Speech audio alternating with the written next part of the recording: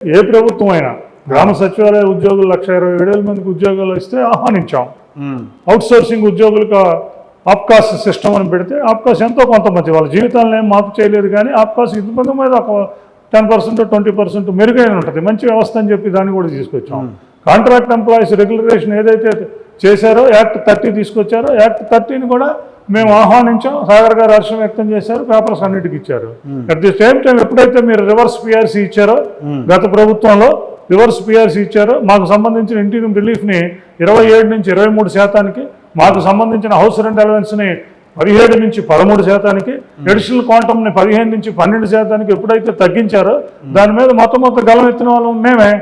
Health cards పని చేయకపోతే కూడా మేము అట్లాగే మాట్లాడాం.